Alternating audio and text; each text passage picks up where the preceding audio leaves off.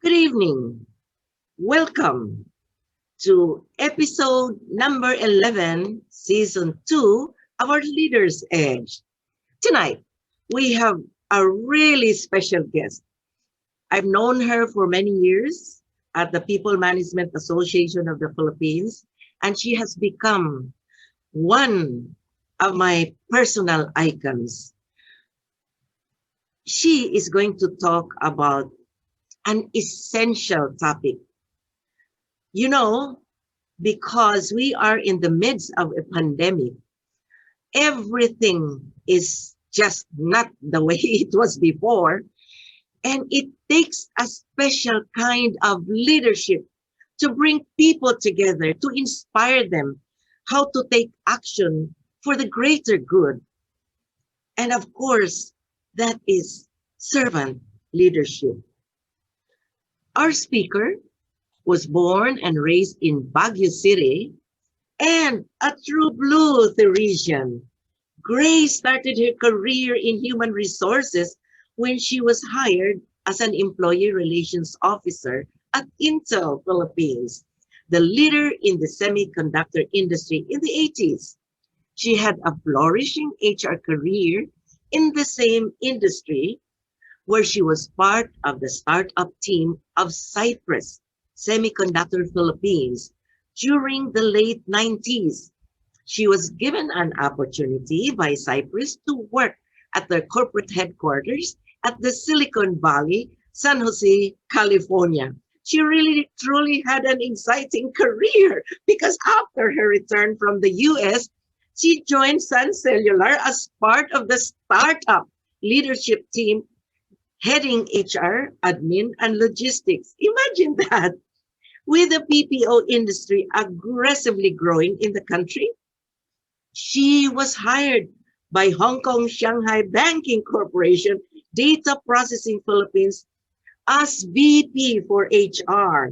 She spent 13 years in the BPO industry, the last 5 years and as an associate vice president of HR of Wipro Philippines, covering Asia Pacific. She was actively involved as an officer of the HR Council of Contact Center Association of the Philippines. And of course, that's how I came to know her. Thank God for that. Grace was active, very active until now, of course, in PMAP in various capacities. Grace is now the managing director of the Carita Business Consultancy, a company she has set up after retiring from the corporate world. But you know what? Take a look at her. She doesn't look like she is retirable. She looks like she's just getting started. That's why she remains my icon. My goodness. Ladies and gentlemen, let's welcome somebody special to talk about servant leadership. Thank you so much. Oh my gosh, Dinah, I'm just humbled by the introduction that you have given. And truly, this is a great opportunity to be with you, to be with Dino, and to be with the rest of our audience, to be with the other leaders. So thank you so much for inviting me. I'm here to speak about servant leadership, the path that each of us would take. And our life is a journey, a different journey, especially this year, 2020, where we had a lot of challenges and therefore we had to realign our lives. We had to realign the things that we do. And, I hope that at the end of what I call a learning experience tonight, I would have made a difference. And that's actually the quote that you see right there. And tell ourselves with that small difference, we are all better today than yesterday. And so, as I've said, it's a pleasure to be with you, with all of you today, and share with you the leadership principles, which a lot of you may already know. But I'd like to share with you my own thoughts on leadership and also my own life experience to crystallize the meaning of being a leader, being a servant leader. And therefore, let us put our attention on what I would say a focus question. And let us be guided by this as we go through our session tonight. How do I become a servant leader? Servant leadership is a term that has been around for decades. While I can sometimes feel, or a lot of the leaders feel, that it's overused or outdated, the principles of servant leadership remain as relevant today as they've ever been. And so I've started my journey on servant leadership 17 years ago through my community. And this is Serviam. And actually, we've organized 3 major servant leadership conferences where that was several years ago, where the first one, our audience was the church workers. The second one was for our government leaders. And the third conference was for the business leaders. And this was held actually 2 years ago at the Makati Shangri-La. And so, as I've said, the principles of servant leadership has been there for several years. But you know, there was a survey or a poll that was conducted in 2017, and this is by Gallup. I'm sure all of us are familiar with Gallup, and this is the workplace poll. And they actually found out that roughly 2/3 of American employees are either not engaged or are actively disengaged from their work. Employees want their work to have more meaning, and I'm sure that's what we want our team to have, for them to have more meaning and clear purpose, and that they will seek out positions or roles where their contributions have a tangible impact on themselves, impact on the organization, or an impact in the bigger community. And so servant leadership principles help employees feel more engaged, more interested in their work, investing more in their work, meaning the organization that advocates, that spouses servant leadership, actually they're also able to attract and retain top talent. And that is exactly what we're here for, if I were to speak about human resources. And another study by Fortune magazine was used to highlight the 100 best companies who have focused on servant leadership being a part of their corporate culture. You may say, servant leadership sounds paradoxical. Like, how can you become a leader and a servant at the same time? But leaders with a serving attitude can make workplace more meaningful. And spirituality in organization is no longer a hypothetical concept. It is a reality. More so now, I think all of us would feel that spirituality in the workplace, and this is not only being prayerful, but rather being mindful of yourself, mindful of your wholeness and your well-being. It is a reality now.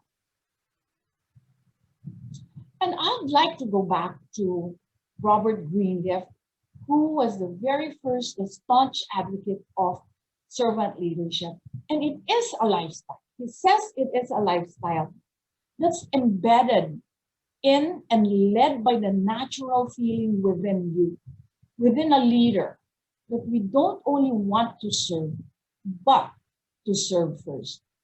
You know, many scholars actually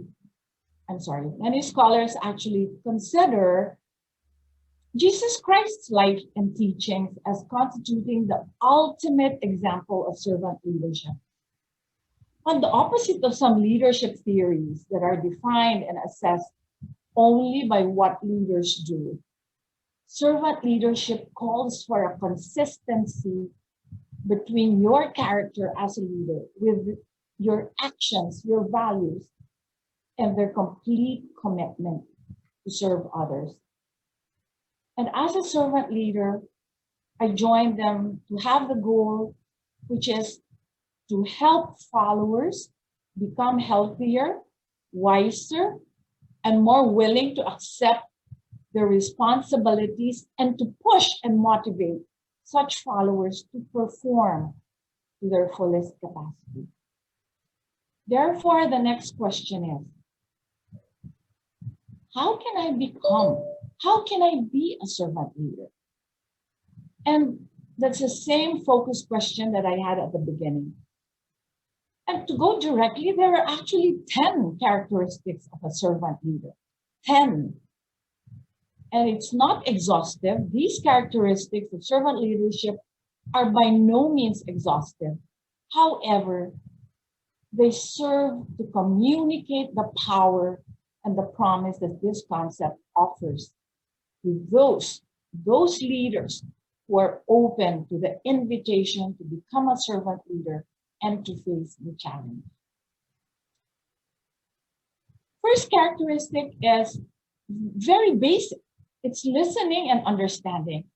And I think all of us as leaders have traditionally been valued for our communication skills, not only orally, but rather active listening.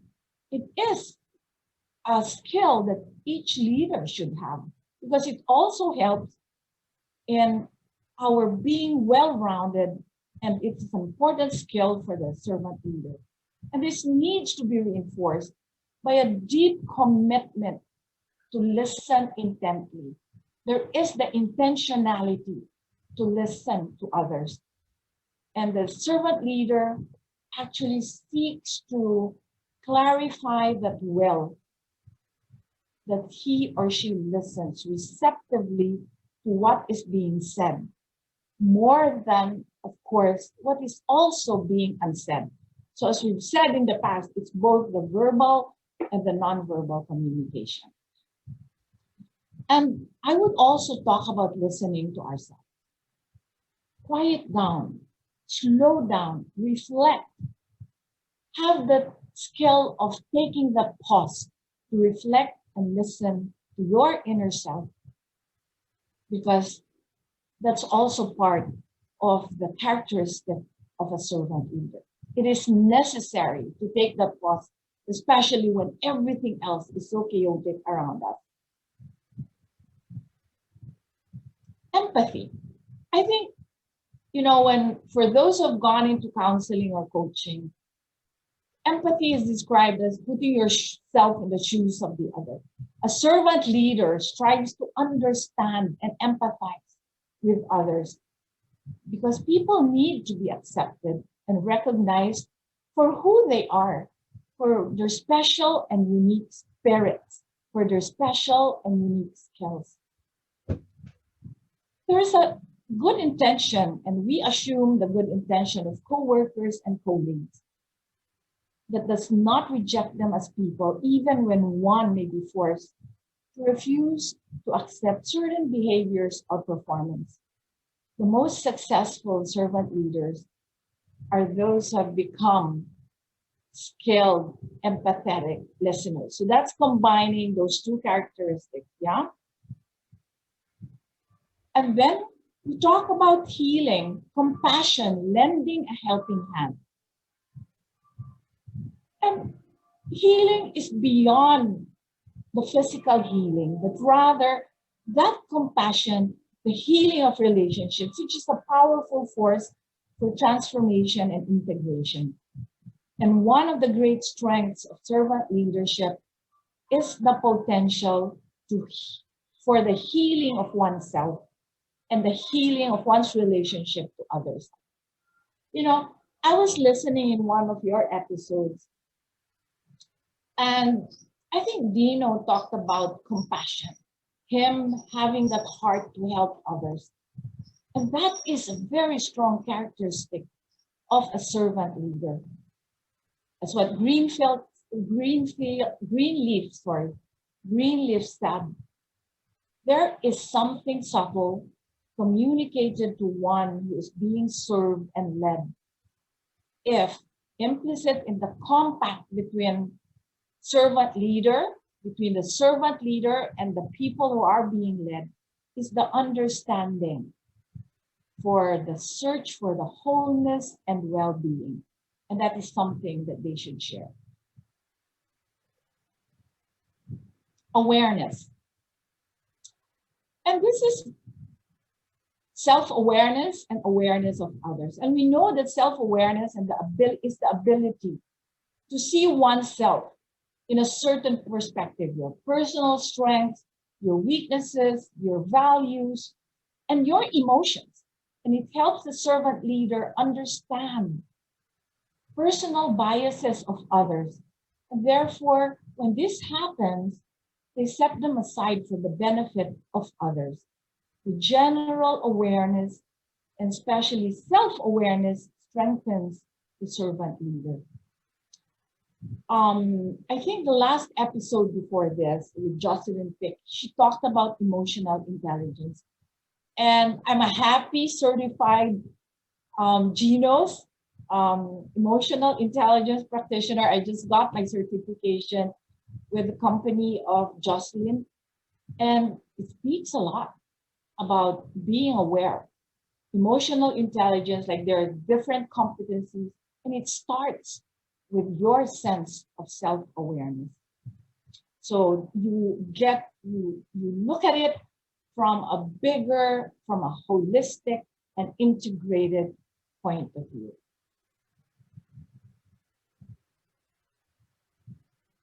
Persuasion. A servant leader needs to have the characteristic of being persuasive.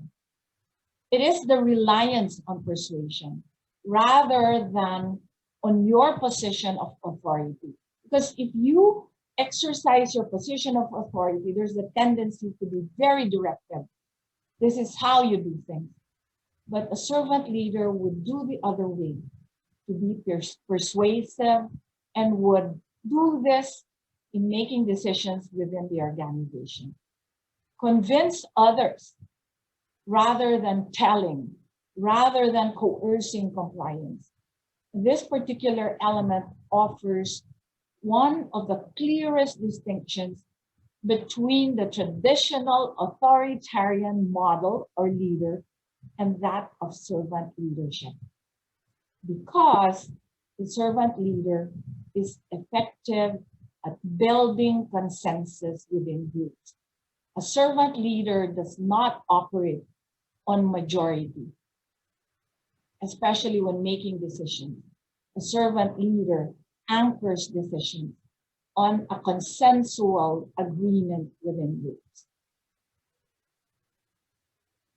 And so we're now moving to the sixth characteristic, which is to dream. You have to dream big. You have to dream great, nurture their abilities to dream great dreams. And that is the ability to look at the problem of, or an organization from a conceptualizing perspective. That means that one must think beyond the day-to-day operation, beyond the day-to-day reality. And for many leaders, this is a characteristic that actually requires a lot of discipline and practice. The traditional leader is consumed with the need to achieve short-term operational goals. The servant leader stretches his or her thinking to encompass a broad-based conceptual thinking, because servant leaders are called to seek that delicate balance between conceptual thinking and the day-to-day operational approach. So we've talked about the first half of the characteristics, and you can say that I think you can actually take the pause and ask yourself, where am I? Where am I versus these different characteristics?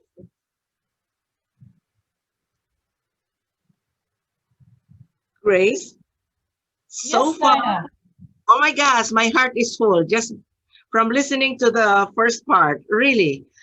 And I'm beginning to understand more and more why it is becoming what we call more and more acceptable. Because in reality, I know many of traditionalist leaders, especially Asians, are so afraid of losing their authority and of being abused by people who, there are some, they take advantage. Oh, so our boss is like that. Oh, okay, I can get away with this and that.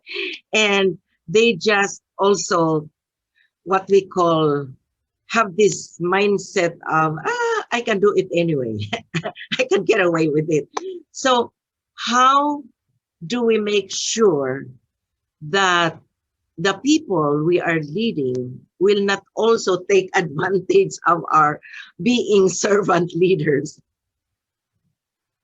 I know, there's this concept. In fact, even when I started my journey as a servant leader, the mindset is that it speaks of being weak, right? Because you're serving, they think that you're not leading. But a servant leader actually is a leader, but leads from behind. Leads from behind. And normally, and I would compare this with a shepherd of a flock of sheep, right?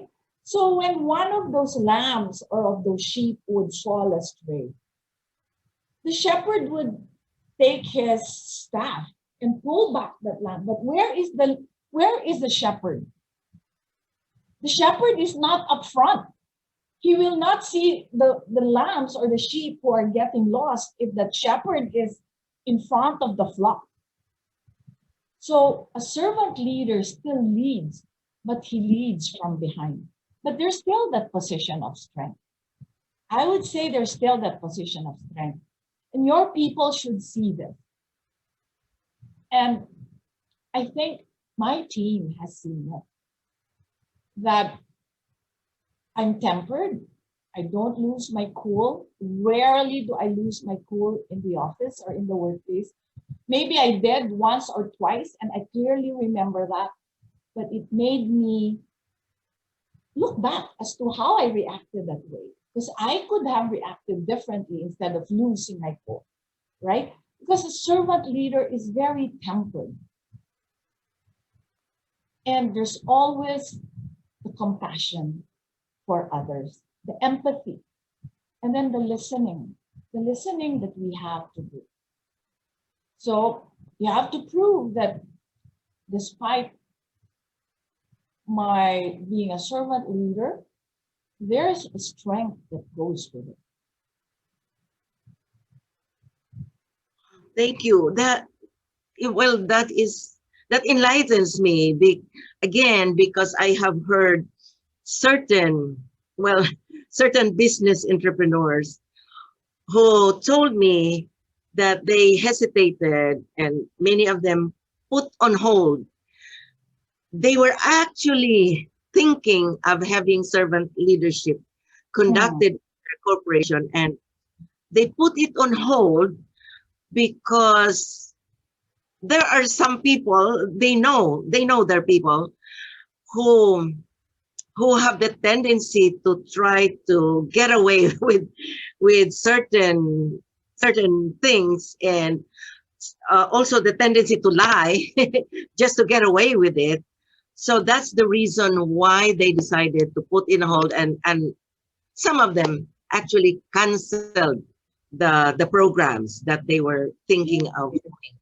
You know, when we had the third conference of servant leadership, we actually partnered with MAP, MAP 2 years ago, and they've helped us drive it. Now we had almost close to 800 business leaders. Oh, okay. I mean, like our book, our servant leadership, the caption of the speeches of all our speakers are in 3 books, and they're available in national bookstore.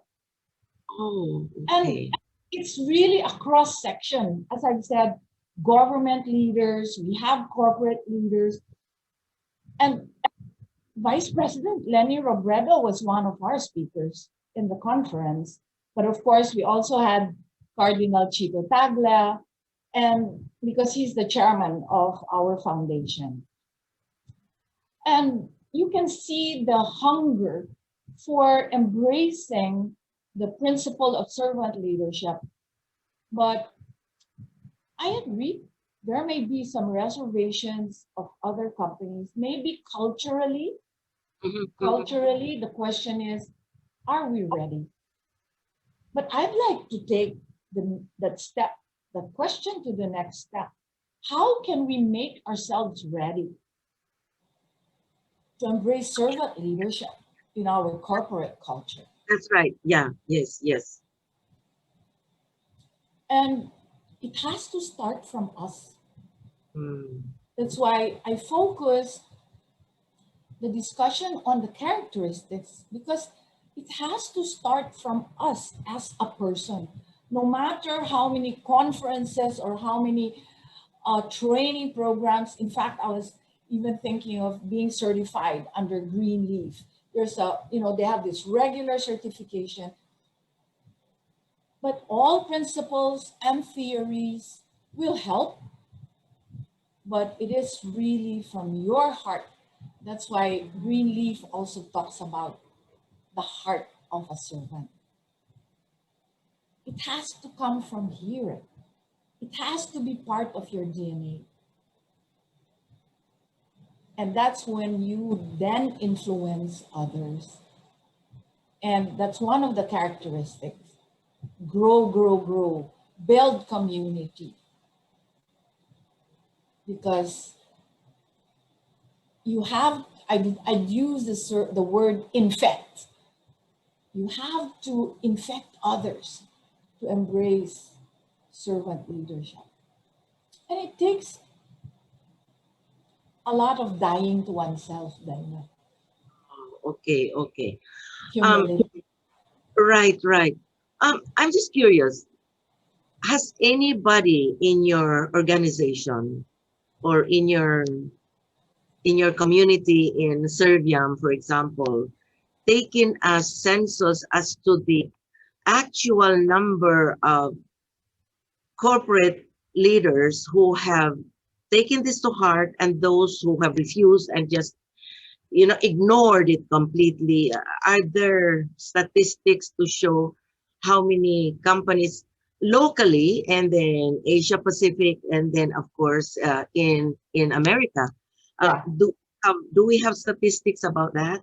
On the statistics, we haven't really done a poll or a survey, but with the participants that joined us and the sponsorship that we got from the business community for the last conference, can be an indicator that says that there's that openness, there's the potential to really embrace this servant leadership. Now, for next year, 2021, with everything that's happening, we are actually going to reach out.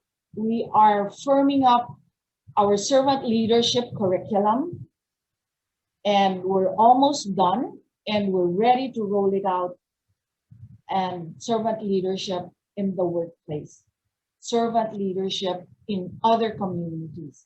It's open to everybody.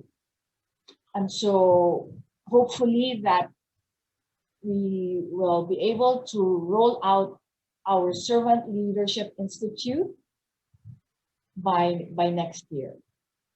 That is the most exciting news of all. Thank you so much.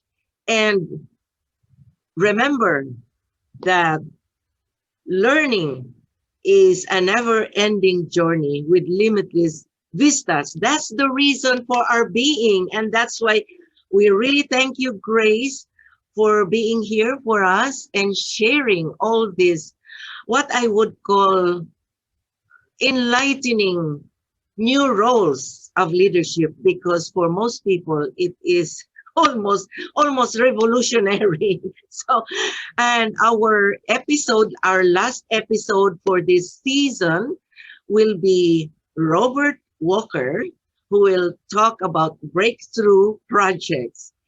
And Grace, virtual hug to you.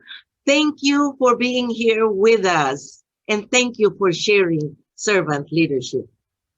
Part Thank one. you so much. It's really an opportunity. And Dinah and Dino, I truly feel so blessed to be part of the Leaders Edge. Thank you.